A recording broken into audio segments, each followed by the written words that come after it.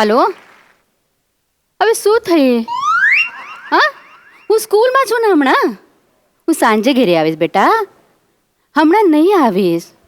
હવે રડે છે શું કામ રડે છે? ભૂખ લાગે છે તને?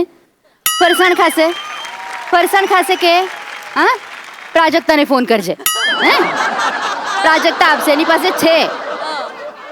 હું હમણાં ફોન રાખજે. મૂકી દે ફોન મૂકી દે ને.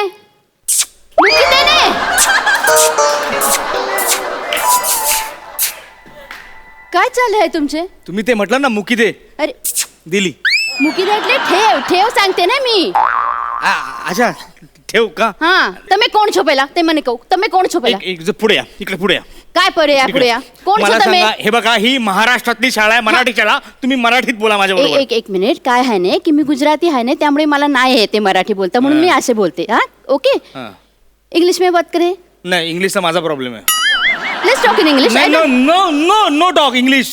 तुम्ही मराठीत ना बोला, काय मी प्रॉब्लेम, मी ऍडजस्ट करून घेईन. मी मध्यम वर्गीय माणूस आहे ना, बरं. ऍडजस्टमेंट माझ्या रक्तात भिनली. ओके. पण तुम्ही हाय कोण? म्हणजे आपले ओळखाण नाही आहे ना, ते मी ओळखलं नाही तुम्हाला. मी अतुल तोडणकर. नाही, माझ्या लक्षामध्ये नाही येत आहे. अहो, तो अथर्व आमचा तुमच्या शाळेत आहे ना. अच्छा, ते केजी मध्ये ते अथर्व तोडणकर. हा. अच्छा, त्याचे आजोबा आहे तुम्ही. या आजोबा नाही हो, डेडी आहे ना तुम्ही त्याचे? तुम्ही हा ते बरोबर. ते काय झालं ऍक्च्युली, तुमचा मेसेज आला ना मला फोन शाळेकडून की फी भरायची आहे आणि ते बुक्स वगैरे पण कलेक्ट करायचे आहेत, म्हणून मी शाळेत आलो. शाळेने सगळ्यांना पाठवले आहे ते मेसेज. आणि तुम्ही शाळेत आलो, म्हटलं चला आता आलोच आहे तर तुम्हाला भेटूया ना. तुम्ही आता प्रिन्सिपल आहात ना, आणि एवढे सगळे फोन केले आम्हाला, मेसेजेस केले पालकांना सगळ्यांना, म्हणून तुम्हाला पर्सनली थँक्यू म्हणायचं होतं, म्हणून मी इथे आलो. म्हणजे पेमेंट करणार आहे तुम्ही? पेमेंट करायचं. कसे करणार आहे? पण म्हणजे चेक देणार आहे, कॅश आहे की मग ऑनलाईन पेमेंट करणार आहे? मी ऑनलाईन कॅश देणार आहे. ऑनलाईन कॅश म्हणजे मला समजमध्ये नाही आले. तुम्ही ऑनलाईन क्लास घेता की नाही? मी ऑनलाईन कॅश देणार आहे. हा, मला सांगा किती पैसे द्यायचे तुमचे? आता तरी 10,000 आहे. एक मिनिट 10,000. एक मिनिट.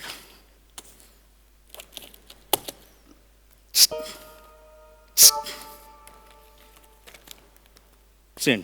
ते पाठवले 5 वेळा, पेमेंट करून घ्या. Online cash, online.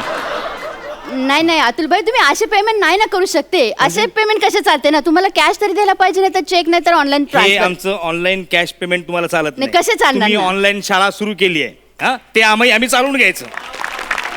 म्हणजे ऑनलाईन शाळा आहे, आमची मुलं आमच्या घरातून शिकतायत, तरी पण तुम्ही आमच्याकडून स्कूल बसची फी घेणार, गार्डन फी घेणार, लायब्ररी फी घेणार, ही फी घेणार, ती फी घेणार, हे आम्ही ऍडजस्ट करायचं. आणि तुम्हाला ऑनलाईन कॅश ऍडजस्ट करता येत नाही. तुम्हाला कळतंय का पालकांचा केवढा मोठा प्रॉब्लेम झाला? एकदा लॉकडाऊन मध्ये आमचं इन्कम काही नाहीये आणि तुम्ही हा खर्च वाढवताय. અતુલ ભાઈ, હું સમજુ શકું છું, પણ તમે પણ એટલા ગુસ્સા ના કરતું ને. હા, મને કહેજો શું પ્રોબ્લેમ છે, હું સોલ્વ કરીશ. काय प्रॉब्लेम काय आहे ते मला सांगितले तर मी सॉल्व करते ना. मला 3 मुलं आहेत. मग तो प्रॉब्लेम नाही, तुमची मस्ती आहे ती.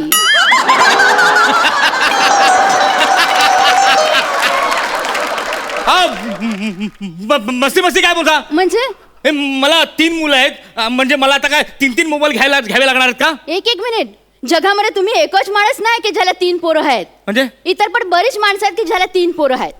आता तुम्हाला सांगते, तुमचे ते अथर्व आहे ना, छोटे नानाकुडा, त्याचे क्लासमध्ये एक तो मेहता नावाचे पोरगा आहे. हा, तो आय नो. तर ते पण 3च सिबलिंग आहे ना. बरोबर. पण मिस्टर मेहता तर सगळे ट्राय करते, सगळे बरोबर होते, त्यांच्याकडे कसे प्रॉब्लेम नाही होते, तुमच्याकडेच कसे प्रॉब्लेम होते? नाही, त्याचा टायमिंग चांगला आहे. म्हणजे त्याला तिळ आहे, त्यामुळे त्याची 3 मुलं एकाच वर्गात आहेत. त्याचा एका मोबाईल मध्ये भागतं. आता आम्ही सरकारचा नियम फॉलो केला, म्हणजे एक शाळेत असेल तेव्हा दुसरा कडेवर, दुसरा शाळेत गेला तिसरा कडेवर, तिसरा शाळेत गेला चौथा आम्ही घेऊच शकत नाही. प्लीज घेऊच शकत नाही ना, बजेट संपलं आमचं. नाही, ते मग घेऊच नाही शकत, कारण कड आहेच नाही ना. म्हणजे काही कडच नाही आहे, सगळी गडच आहे.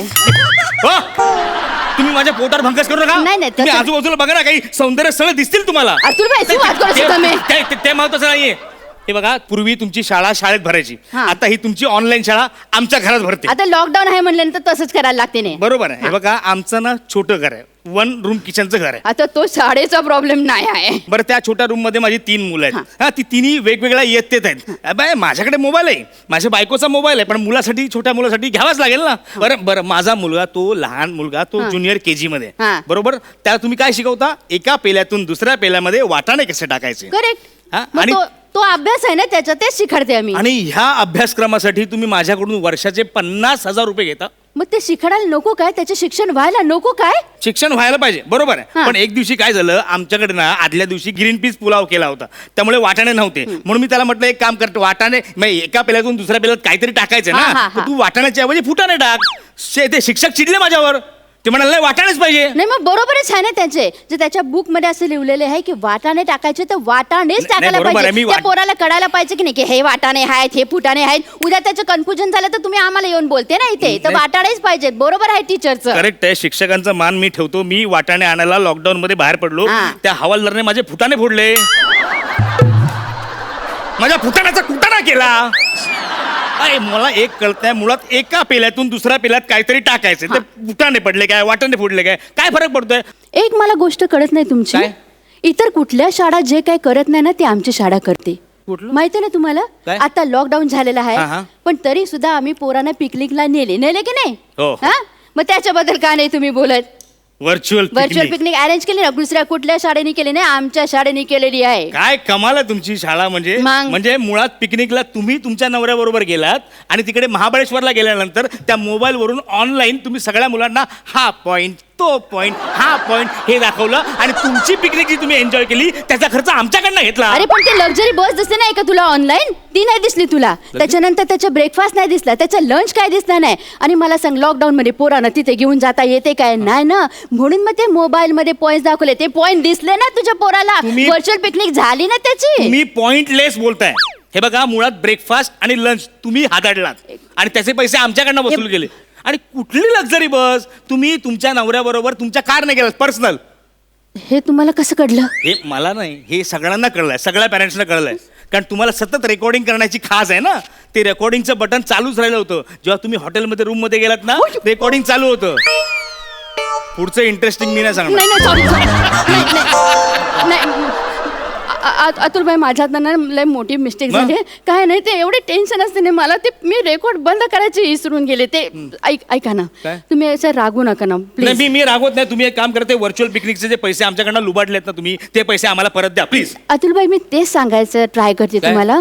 कसं आहे ना, मी तुमचा प्रॉब्लेम समजून घेतले नाही. हा. आता मला पण काय प्रॉब्लेम आहे ते जरा समजून घेणे तुम्ही. काय? कसं आहे ना, आम्हाला पण स्कूल चालवायचे आहे. हा. जे स्टाफ आहे त्याचे पेमेंट करायचे हा, हा. आहे. त्यामुळे सगळ्या पोरांचे ते फी नाही आम्ही परत करू बरोबर, शकते. बरोबर. म्हणून या सगळ्या गोष्टी केलेल्या आहेत ना. तुम्हाला त्याच्या मोबदला काहीतरी भेटायला पाहिजे की नाही?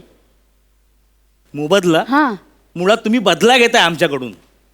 काय माहितीये का, आता तुम्हाला ऑनलाईन ट्युशन सुरू करायचंय ना, तर स्कूलने काय सांगितलं, वायफाय घ्या. बरं, तो वायफायचं नेटवर्क सतत डाऊन असतं. हा, ते- हा, आमची मुलं शाळेत जॉईन करण्यासाठी 5 मिनिटं लेट झालं त्यांना शाळेत घेत नाहीत ऑनलाईन. मग तसं रूलच आहे ना. तसा रूल आहे ना. मग तुमचे शिक्षक 15 मिनिटांनी लेट जेव्हा येतात तेव्हा ते कसे येतात? नाही, कारण त्यांचे वायफाय डाऊन झालेले असते ना तेव्हा. हे बरं आहे. अहो, तुमचा पीटीच्या क्लासला मागे 2 दिवसापूर्वी पीटीच्या क्लासचे शिक्षक आहेत ना, ते 1, 2 हा, छान शिकवते. छान शिकवते ना, असे हँग झाले होते. बरं, माझं ते KG मधलं लहान पोरग रे, बिचार ते असं नाही, त्याला वाटतं ते सर करतात म्हणून आपण करायचं. 15 मिनिटं असा उभा होता. 15 मिनिटं त्याचे हात दुखायला लागले, पोरग रडायला लागलो शेवटी. मी म्हटलं काय मग त्याला सांगितलं हात खाली करते, हँग झालंय. हा. बरं, माझ्या मुलीला तुम्ही कवितेच्या परीक्षेमध्ये नापास का केलं? कविता बोललेली नसणार ती धड. तिला जी शिकवली तीच कविता तिने म्हटली. काय काय कविता बोलली ती म्हणाली, जॉनी जॉनी.